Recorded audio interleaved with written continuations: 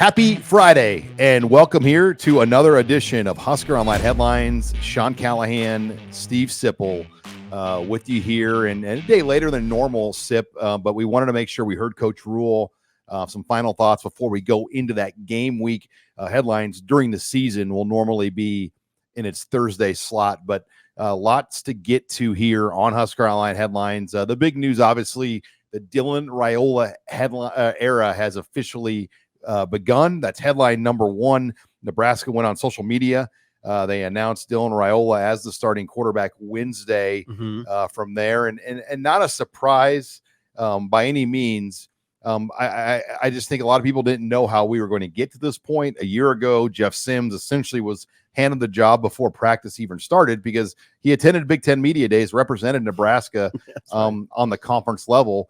So there really wasn't a lot of intrigue about the quarterback position. This year, a little bit different how they handled it. They played out a process, and they should have. I mean, Haarberg is the returning starter, and I think Matt Rhule wanted to kind of let this thing play out as late as they could before they made some sort of official announcement. Yeah, and I think you're exactly right. And I think that Matt has a genuine respect for Haarberg, genuine respect for Daniel Kalen, genuine respect for Jalen Gramstad. So part of that is you show them that sort of respect by having a legitimate competition.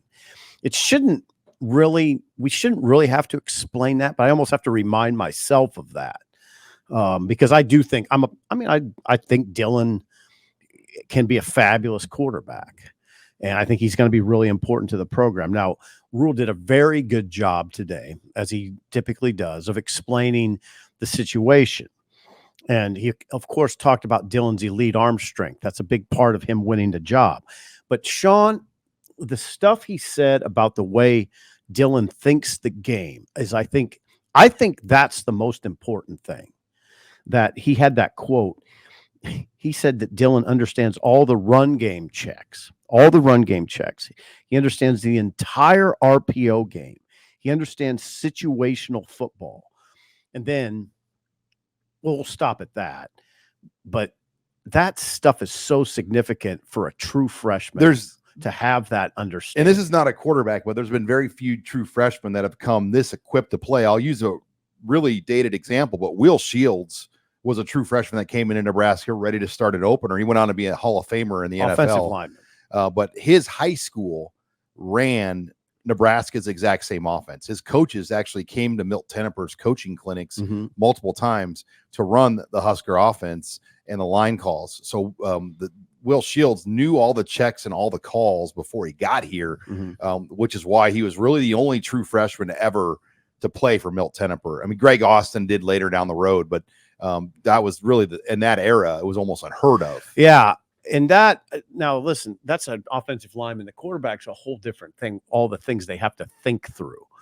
And Sean, you've covered the program long enough to know, and I'm not going to name anybody, but I know two off the top of my head that in their second year in the program, they didn't think the game well enough to give the coaches confidence in them. There's Adrian Martinez. I mean, coming in as a true freshman, you kind of were expecting some freshman lumps in the road. Yeah, I think he knew the game pretty well, though. Didn't you?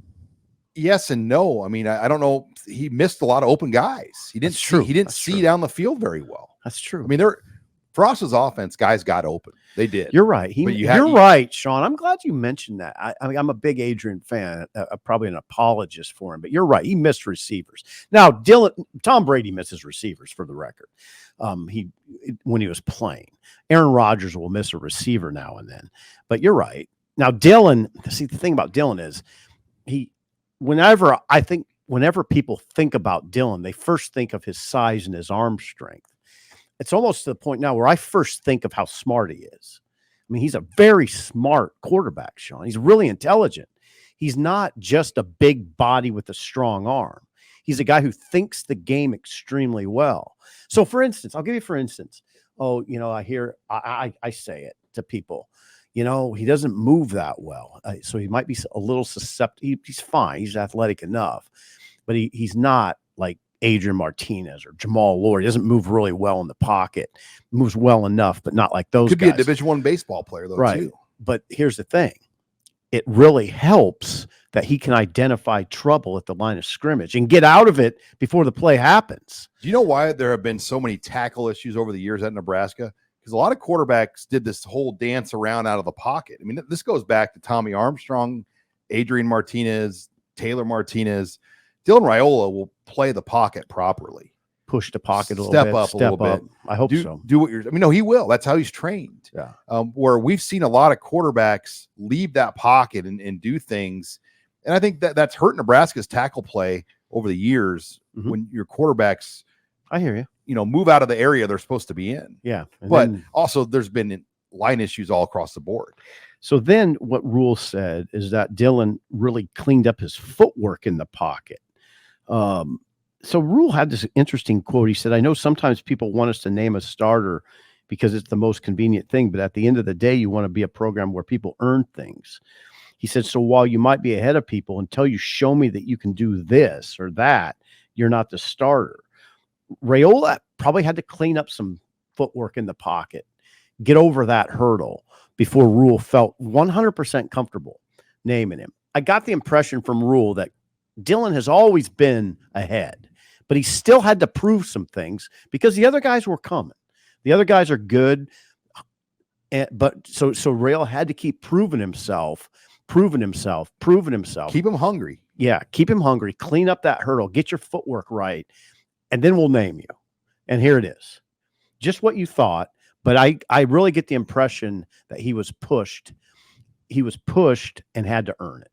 Now, to be fair, though, it's our understanding he's taking the 1 reps right for a better part of camp. So it's not like he's working the 2s and the 3s ever. He's always been with the 1s. Right. But he's had to prove that he can keep that. And, like you said, the decision making, the back foot throws and the scrambling around throws, that we almost become conditioned that that's the norm because of guys like Patrick Mahomes and Caleb Williams. That's not the norm. And, a young quarterback, especially making his debut in the Big Ten, you've got to be smart. When you're coming into a team, was it 31 turnovers a year ago? Yep.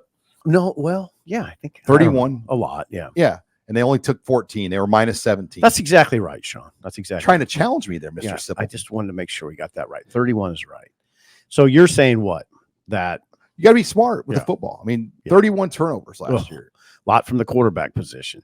And then the thing is Dylan does have a lot of talent that allows him to make off-platform throws. He's got the arm strength to do it. He's got the feel for the game to be I know this is dated, but to be a Pete Maravich type and throw, behind the back, shovel passes, underhanded stuff. Little. Yeah. But and those have a place in the world, but again, I've said this before, but John Stockton is, one of the best assist man in NBA history. It wasn't overly fancy. Just did the right things, made the right decisions. It's okay to be John Stockton too. All right. Before we take it to headline number 2, this segment brought to you by BetterHelp.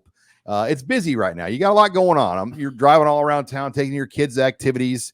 You're trying to manage your work life, your family life, all the things going on in the world. And sometimes you just need a person to talk to. No better place to do it than BetterHelp. They're a proud supporter here of the Husker Online show. And they want to help you. They want to help out Husker fans. If you just need someone to talk to, it's very easy. You can do it online. Check them out at betterhelp.com/Husker. That's betterhelp.com/Husker. Never skip a therapy day with BetterHelp. Visit betterhelp.com/Husker today, and you're going to get 10% off your first month. That's betterhelp.com/Husker. Okay. Headline number 2, Stephen M. Sipple. What now for Daniel Kaelin and Heinrich Haarberg? I mean, both these guys out of the mix as the starting quarterback. Not a surprise. But in today's world, I think Matt Rhule obviously very sensitive to the situation. In today's world. But, the one nice thing is you can't just enter the transfer portal the next day. You can't pull a Tristan Gebbia in 2018, literally skip town the next day. No, you can't do that. Oh, I think that Rhule managed the situation really well. He showed a lot of respect all throughout the process to Heinrich Haarberg, Daniel Kaelin, even, I'd say Jalen Gramstedt falls in that conversation too. Haarberg is, just getting down to the brass tacks, Sean, Haarberg is number 2. Haarberg emerged with the number 2 job. Okay. That's what you expected, right? No question. And he said they want to redshirt Daniel Kalen, and they're not going to just put him into a game to do handoffs. Right. But I think Daniel Kalen's value is so much right now. You want him in this program long term, because what if Dylan Raiola is only here 3 years? He's a great quarterback, and it's difficult to recruit quarterbacks right now to Nebraska because of the situation they have right now. It is. They have a very good situation if they can keep it intact. And I don't want to put a hex on anybody, but Dylan, there's a very good chance that at some point he'll be hurt. At some point, it may be for a game or 2 games, and then Daniel, his importance would escalate dramatically. As far as Heinrich goes, Rhule was really interesting. Now, Sean, I don't know that you noticed it, because Rhule just kind of said it he said it pretty fast. Matt talks quickly, so you really have to dial in and listen. He said that Heinrich is open to playing another position, being used elsewhere, which I regard that as a bit of a shift. That Heinrich, I don't think that's always been the case. Now, so I don't know. And Matt was obviously not going to. Well, then he used the Scott Frost analogy. That right. Scott Frost was a quarterback who played safety in the NFL. Right. And Matt said that Heinrich could play a variety of positions: tight end, wide receiver, safety, linebacker, tailback. He's got an NFL body. Yeah. And he's an NFL athlete. Yeah, he is. It's a matter of, what's his value as a number 2 quarterback compared to that. Right. Exactly, Sean. So this conversation is just going to stay interesting. We'll see what now that's a complicated discussion with Heinrich, because you have to practice at whatever else they have in mind for him. Those are practice reps that get taken away from quarterback. I'm not a huge fan of it, but I understand it with Heinrich, because look at him. Just look at him. You're great. Colorado game. You're 1st and goal on the 7-yard line. Okay, when I need some time here. What time of game is it? Second quarter. 1st and goal at the 7. Okay, and you're up 10 points. Okay, talk me through this, Vermeil. You're up 10. Let's just say, that's a big lead. You're up at 10, but you want to get up 17, and you want to change it up, because your playbook shrinks down quite a bit on a 1st and goal on the 7. Okay. You see Haarberg come in to run zone read RPO, run packages to score. Dylan's out of the game. Or you keep them both out there kind of as a decoy. Who's taking the snap in that situation? Well, you could have Haarberg, like he was at Minnesota, play like a H-backish type role, or Raiola shift out and then Haarberg go. I mean, there's a lot of things they can do here. Okay, I'll not be a curmudgeon on this and keep an open mind. Don't be a grump. It's Friday. Right. I won't be. My inclination is to be a grump. I'm going to get you a zip line out of the fridge if you're too grumpy. My inclination is to play devil's advocate, but I'll keep an open mind on this. If only because Rhule dropped in that Heinrich's open to all of that. So we'll see what happens there. But yeah, and how much? Okay, but if you did do that, how much do you have to rep that? Because they're probably not repping a lot of zone read type plays and stuff anymore. Right, Sean. That's precisely what I mean. And guess where a lot of those fumbles over the years have happened? In the exchanges on those plays. Right. Exactly. When you have to pull it out of a guy's belly. I mean, that's a really tough play, because you literally the guy. You literally let the guy run at the ball, then you pull it out of his stomach. And it's a turnover machine if you don't manage it right. Now you're sounding more like the curmudgeon. I'm a grump now. Which is welcome development. Now here's along the lines of this conversation, Rhule said, now again, he was fabulous again today. He gave me so much fodder for a column. He said, we're not going to play this year out of fear. Okay. We're not going to play like, what if this goes wrong? Like what Sean Callahan's suggesting here. What if the handoff's not executed well? He said, I know sometimes that's the way people think, but we made a decision this year that we're going to attack. We're going to go all in on this team and attack with everything we have. And Heinrich's a big part of that. Now tell me that doesn't intrigue you. I mean, he really likes this team. And those comments are really thought-provoking. They're provocative comments. We're going all in. No fear. I mean, he's kind of suggesting we're going to pull out the stops. Well, you get the sense this opener may not just be a picnic. I mean, I've never once characterized it as a picnic. So did you know 11 players came from Austin P with Scotty Walden? 11. Yeah, I do. I knew 4 of them are wide receivers. Yeah, all right. Again, it's Friday. I'm not going to be a curmudgeon. Why do we act like Nebraska's a top 10 team? Why do we think, I mean, this is a walk? They are a 4-touchdown favorite, Sipple. I mean, just to I don't rain on your parade over there, trying to be Tommy Tough Talk, but they are about a 4-touchdown favorite. It's not Tommy Tough Talk. It's not. It's realism. I mean, just win the damn game. Here's the way I look at it. Just win it and play decent football. If they win 31-24 and it looked like pretty good football, won't bother me. And would it bother you? Would it bother you? If they win 31-24, but we walk out of there saying, you know what, they look pretty good. That's fine with me. Austin P last year gave Tennessee all they can handle too. So, I mean, Scotty Walden will have them ready, but you're a big Walden fan, aren't you? I like Scotty. Yeah. I hope we get to say hi to him at least. Yeah, you about have to. You about have. If we get, I mean, I'm sure. I mean, he's just grew up loving Eric Crouch. Yeah, huge Eric Crouch fan. But Nebraska will have a significant depth and size advantage. 100. And as a coach once told me this week, mass kicks ass. It always has. Right. Right. We'll see. We'll see what it looks like. I cussed, by the way. Yeah, you did. I hope my mom's not watching. Yeah. My apologies to your mom if she is on behalf of you. All right. Before we take it to headline number 3, Husker Online Headlines is brought to you by Ellerbrock-Norris. They've been helping Nebraska business owners protect their purpose for over 120 years with risk management solutions built for local businesses. Ellerbrock-Norris partners with you on commercial insurance, group benefits, business exit planning, safety, and more. Start thinking long-term with your business and create a risk management strategy to protect it. Are your employee benefit costs going through the roof? Talk to Ellerbrock. Are workplace injuries skyrocketing your workers' compensation costs?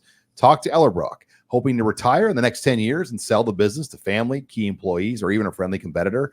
Talk to Ellerbrock. Ellerbrock-Norris is helping you protect your purpose, whether it's your business and the employees in it, your life outside of work, or your future retirement goals. Head to ellerbrock-norris.com/HuskerOnline today to get your free risk evaluation. Thanks again to Ellerbrock-Norris for sponsoring us here on Husker Online Headlines. Okay, headline number 3. We talked to Matt Rhule on Friday. What did he like about fall camp? We got the sense, I mean, first of all, he's used this phrase a lot. This team is old, but also young. So it's got a great roster makeup, and you have to give Rhule a lot of credit because the retention has kept a lot of older players, but they also obviously have brought in a huge wave of youth. Yeah, he really painted an interesting picture that way, that he almost, when he addresses the team, he almost feels like he's addressing two teams. He's addressing all those veteran guys, Ty and Nash Hutmacher, Ty Robinson and Nash Hutmacher and Tommy Hill and John Bullock and Buford and Singleton, and I'm not going to name the entire defense, but a lot of the phone book while you're how about Ben Hart and Ben Scott, and how about Ramir Johnson, and all of them, all these older players. And then you also have a lot of youth on the team. I don't know, Sean, how many freshmen and redshirt freshmen? You're good at those numbers. If you're going to estimate freshmen and redshirt freshmen. I wrote this and I should know this, but Nebraska, it's like over 50. Right, I was going to say 50. Wait, I want to say the freshman and redshirt freshman number is like it's almost 80. Okay. See, that's interesting. Anyway. And they're going to have to get down to 105 players next year. He never felt like during the camp there was a letdown, I think it is a really good intangible team. I think that the intangibles are really good on this team. You know what, though, Sean? What I want to see, I'm gonna lapse into some Tommy Tough Talk. Is that what you call it?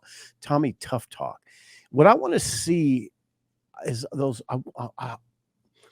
old guys once again will be put in some rough positions. They'll lose a game and then have to come. They'll lose a game and have to come back strong. And they'll get questioned. And yeah, and then the media will play that game of, oh, is this going to be the collapse now, like we've seen so often? And they're going to have to ignore a lot of sort of negative discussion, like players in every market have to do. Can they do it? I'm talking about mental toughness. this group of veteran players has never played in a bowl game. They've never taken that step. Can they take that step? And a lot of it is mental. A lot of it's just mental. And that's where, I mean, I think Rhule's strength of a coach is building the mental side of teams. Like, he's proven that over his career. I think you're right on how to psychologically build teams.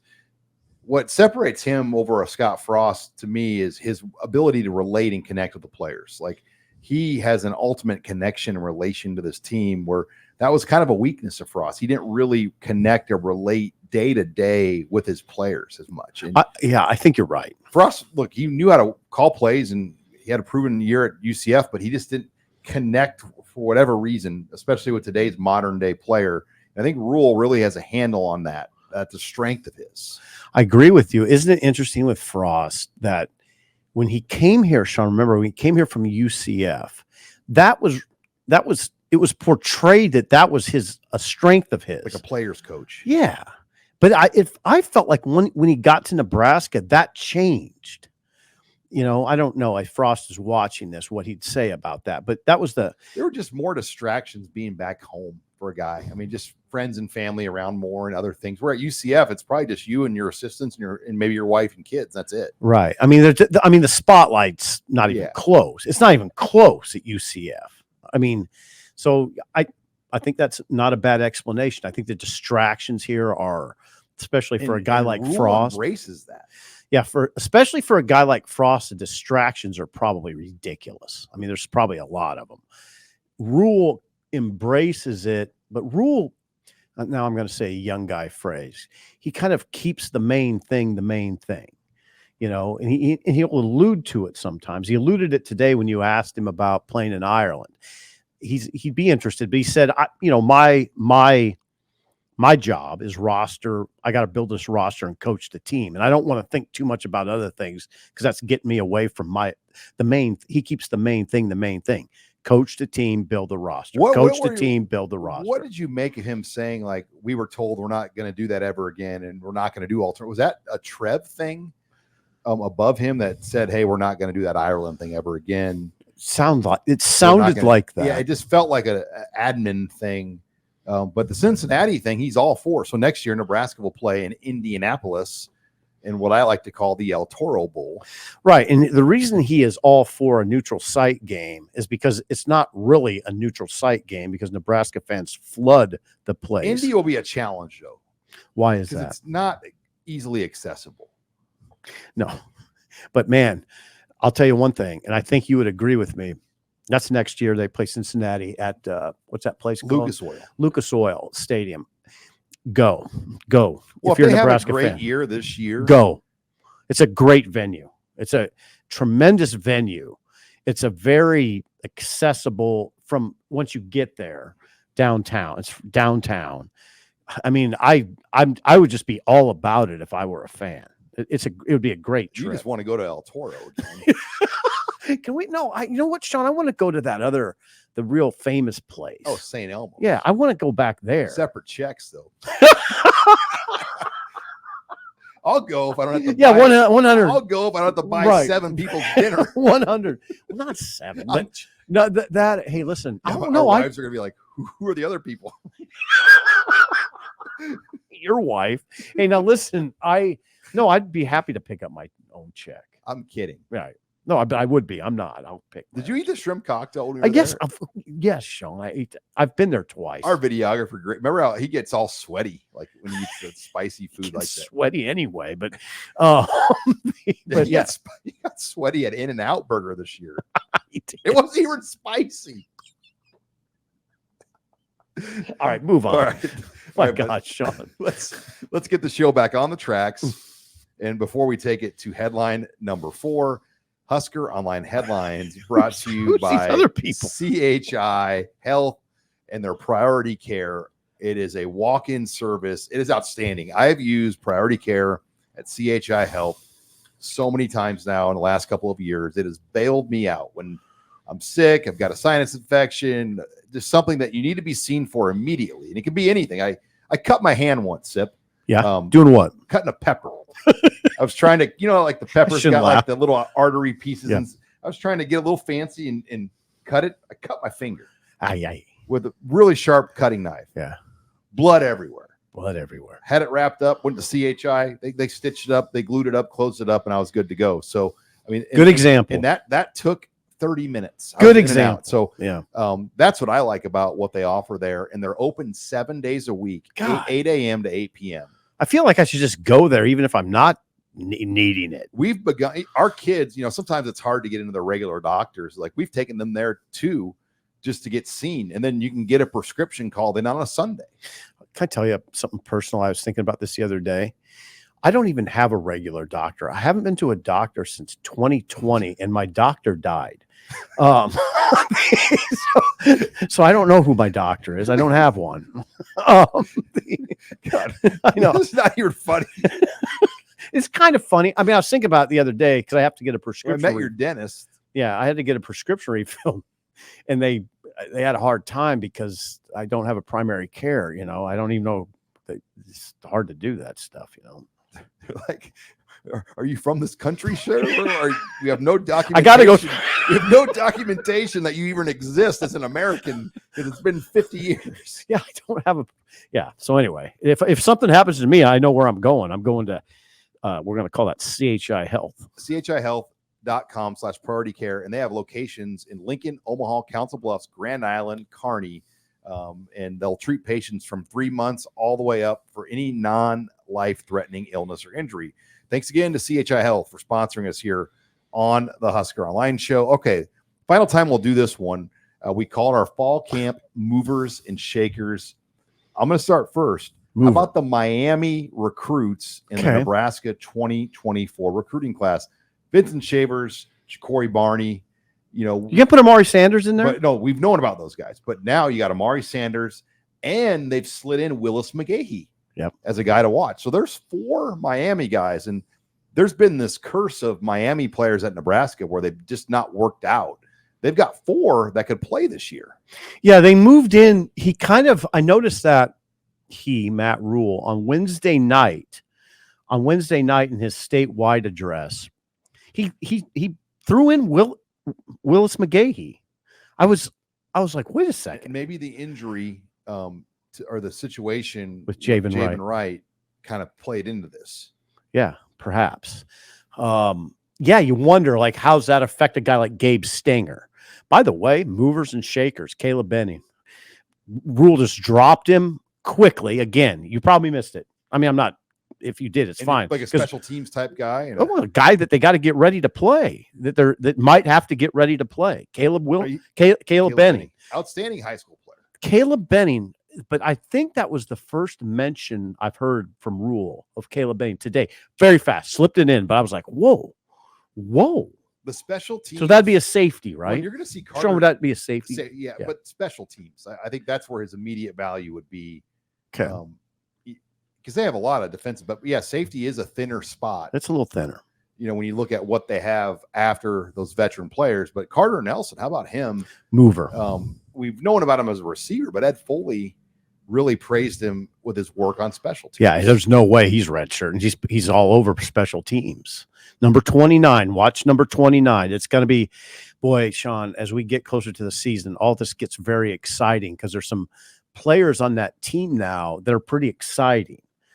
I like Carter and Ja'Cory Barney. I mean, the world's going to meet these people now. It's going to be, I think it could be pretty interesting. Vincent Shavers. I hope that's what we're kind of going back to this.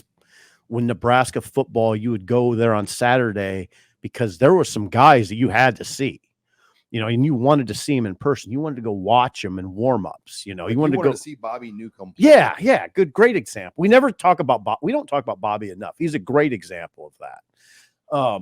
Do they have a guy like that or two? That'll be fun if they do. I'll get some movers and shakers on jersey numbers too. I want to get to that. Dylan Raiola and Malachi Coleman both wore number 15. Malachi Coleman has made the move to number 11. So Raiola gets to keep number 15, but there were 3 players that wore number 18. Yeah, help me with this one. Princewell Umanyelen is one of them. And then Isaiah Naor. Thank you. You got it. Good job. The receiver. Yeah. And then the punter, Brian Buschini. So Brian Buschini has switched jersey numbers to, we don't know. I forget what he was it 13 but he switched numbers to 18, maybe. He was 18. Okay, am I screwing this up? He wore 18. They all wore 18. Okay, and he's switching his number. I think he switched it to 13. And he wore 18 originally to honor Brooke Barron. Yeah, I think Rhule again talks fast, but I think Rhule said Buschini went to 13. But yeah, you had some significant number changes this week, not just in the single digit categories. Okay, so there's some movers and shakers. And then obviously black shirts. That'll be Monday. That's a mover and shaker to watch. That's going to be Monday. And I respect Rhule on this, that he doesn't try to screw around with the black shirt tradition and try to make it his own thing. He honors it what it was supposed to be. Yeah, and I think we've established that those single digit pretty much tips you off as to who's getting the black shirts, the single digit guys. Because Cam Lenhart, though, they've said on the show even this week that he's kind of a co-starter. I think there's going to be 12 on defense. Okay. See, there you go. There's 9. So those 9 guys, Cam Lenhart, MJ Sherman, Mekhi Bayer. That's my 12 black shirts right there. Okay. That makes sense. I wish I could take you on, but Bayer's going to start. Who are your other ones? Well, Bayer is going to get one. Cam Lenhart's like a starter. Then who's the third one? And then MJ Sherman. Yeah. So I think there's going to be 12, if I had to guess. Okay. 12 or 11, I'd say. I wanted to get this question in, but we were kind of pressed for time. We don't know if they're going to get a depth chart this week. Oh, I think I'll just tell you this. I think we'll get a depth chart Monday. So yeah, you know a guy that knows a guy, yeah, right? Yeah, I know a guy who knows a guy. Get ready for depth chart Monday. Okay, so but there's not going to. I mean, other than do you expect an or on the running back position? I do. Yes, I absolutely do. I think you're going to get Emmett or Ramir or Emmett in that combo. And you might even get Gabe Ervin thrown in. Now, hold on, back up. Are you saying at the top of the running back depth chart, you would get an or? Could you have a 3-way or? Maybe. Come on. Okay. I'm running a radio show here. What you're doing over there? No, I mean, I think you got to clarify. Some people don't even know what we're talking about with the ors. That there could be an or separating those guys. My guess on the running backs will be Emmett Johnson. Oh, God, Emmett Johnson or Ramir Johnson, and then Gabe Ervin. That's my guess. 2. Yeah, that's my guess. Now another one, honestly, how would he do the quarterback situation? Would just be straight 1, 2, 3, 4. Just one. Dylan, 2 Heinrich, that's probably 3 Kalen, because of Kalen's red shirt. Yeah.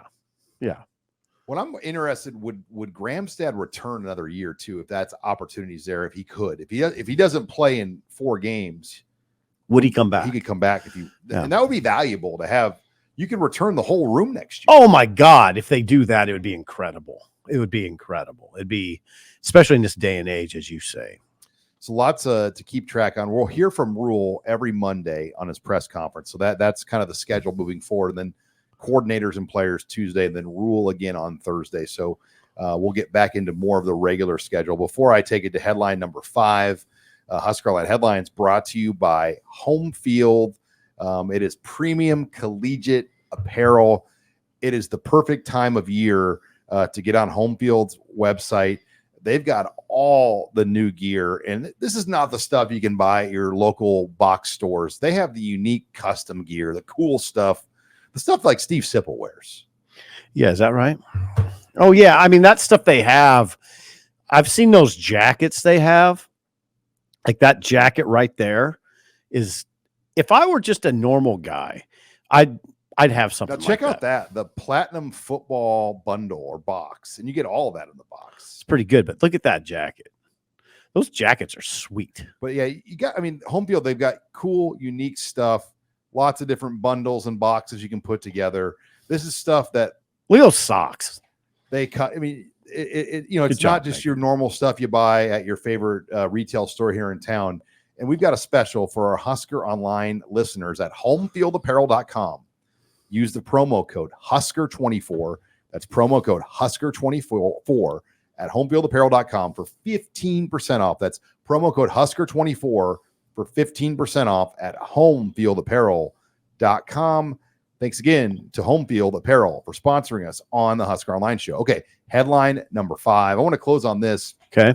Because we've seen Nebraska really up the game on these all-access shows they're doing, and you don't see other schools doing this. Okay. But I want to hit on Nebraska's aggressive approach to NIL under Troy Dannon, and they released a new show last night on the Huskers YouTube channel, a new series, kind of an all-access behind-the-scenes series, and they hit on NIL at Nebraska, and Troy Dannon was featured in it, Lexi Rodriguez, Tom and Sean Peed, the founders of 1890 Nebraska, were interviewed prominently in the feature. Ross Dellinger was in this feature of Yahoo Sports.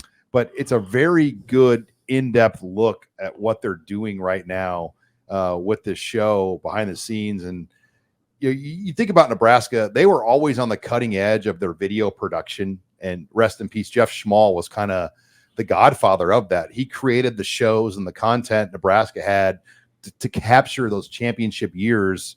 And there's Tom and Sean Peed featured on that show. Just great production that you didn't see other colleges do anywhere. And here Nebraska is continuing to be on the cutting edge, taking advantage of their YouTube channel and using that to produce great content like this to raise awareness. And it's allowed Troy Dannon, I think, to really emphasize how important NIL is. It's of paramount importance. It's really hard to overemphasize or stress enough how, come on, it's got to happen here, and it's happening. This is an example. It's happening. Nebraska fans, if nothing else, this sort of video should add to the confidence level of Nebraska fans. A year, almost 18 months behind. Nebraska probably should have been doing this stuff a year ago. Just promoting it at this level to unify the importance of what it means. I see what you're saying, yeah. And Trev Alberts was never comfortable doing these kinds of promotions. Troy Dannon has a completely different view, to the point where, I've never seen Tom and Sean Peed do any interviews before. I know, and there they were on camera. I can't even say. I was like, oh, that's what Sean Peed looks like. I've heard you talk about him a lot, but I guess I didn't even know what he looked like. But there he is. That's perfect. You're right. They are probably a little bit behind, but I would say this, Sean. It's not like 1890 was too far behind. No, so they were behind on the promotional side, but okay, as far as what their resources are to do these things, they're ahead. Yeah, and I think Nebraska's video, their production, their imaging, they are really far ahead of people in that area, using those tools to do content like this. Yeah, and that gets to kids. It gets to the people that need to see it, the players, the student athletes, the athletes, and the donors. It's important for the donors to see, what it's really awareness. Yeah, and legitimacy. Like it's not just a half-hearted effort here. Look at the people involved. Look at the people they have on camera. They have the governor on camera. They have the billionaire Peed family. It's all very well done. It's very impressive.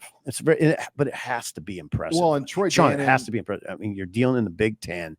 You're not chasing. You're not trying to beat Purdue and Illinois. You are, but ultimately you're trying to catch who? Ohio State and Oregon, Michigan. Yeah, and those are high-level institutions. You have to match that. You have to match it. And you can't be playing catch-up all the time. But think about when Nebraska joined this league in 2011. They were right there with all those teams. They beat a lot of those teams. They were. But that's how much the game has changed in 15 years. Mm-hmm. And Nebraska's obviously fallen back, and they have to use these types of things to get back up there. Yeah. Yeah, and I'll go back to what I said. I think that this should enhance confidence in the fan base.